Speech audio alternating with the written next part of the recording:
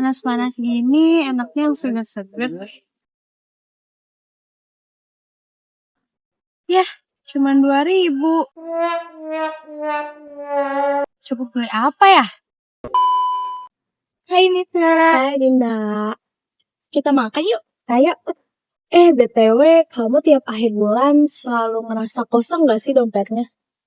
Iya sih, apalagi kalau akhir bulan tuh kayak, duh, masih banyak yang harus dikeluarin, tapi uang tuh udah nggak mendukung. Kayak udah gak ada harapan gitu. Kenapa gitu, Nit? Tadi aku kan cek dompet, terus uang aku tinggal sisa 2.000. Hah, yang beneran?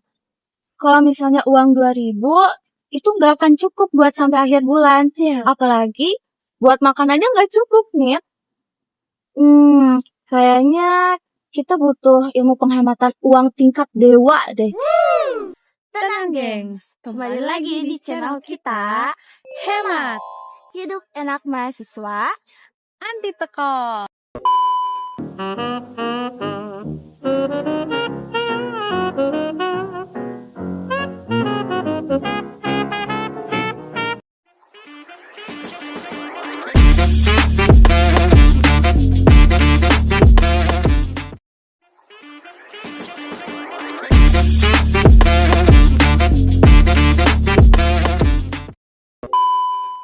Hai, di sini kita bakalan kasih tips mengenai hidup hemat tetapi tetap enak.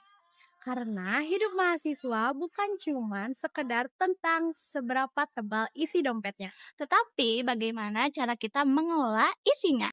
Jujur aja, siapa di sini yang ngerasa kalau tiap awal bulan itu kaya raya, tapi setelah tanggal 20 pasti mikir makan sehari sekali kayaknya cukup deh. Aku banget teman. Aku kalau misalnya udah awal bulan pasti makan ayam geprek, mie gacoan, seblak, sempal, semuanya aku beli. Tapi waktu udah akhir bulan kayaknya makan mie instan aja udah cukup deh. Ada tukang es krim. Yeah. Bentar ya. Nah, di sini kita bakal kasih 5 tips hidup enak anti teko. Nah, langkah pertama yaitu kita harus pisahin dulu uang di awal bulan. Nah, jangan dulu tunggu uangnya habis, tapi kita juga harus ingat nabung. Nah, bener tuh, kalau kalian udah dikirimin 1 juta sama orang tua, kalian harus pisahin mana untuk makan, mana untuk transportasi, nongkrong, dan dana darurat. Biar kayak financial planner, bukan financial disaster. Nah, kalau bisa kalian catat keuangannya atau simpan uangnya itu pakai amplop. Atau kalau lebih digital tuh sekarang kalian pakai aplikasi untuk kelola uang. Nah, uang itu bisa kita kelola. Tapi kalau akhir bulan udah nggak bisa dikelola. Nanti adanya kita malah krisis keuangan. Langkah kedua yaitu membawa bekal dari rumah. Nah, kita sebagai anak PP lebih baik membawa bekal dari rumah ya teman-teman. Selain sehat, itu juga bisa menghemat keuangan kita.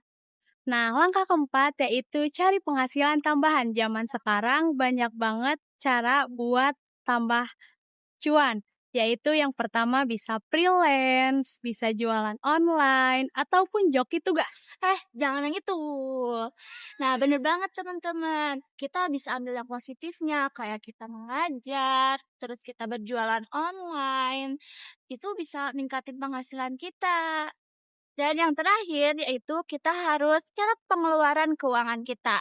Nah, kadang kita nggak sadar kalau misalnya uang kita itu udah habis. Tiba-tiba notifikasi saldo Anda tidak mencukupi. Nah, itu kan gak enak banget.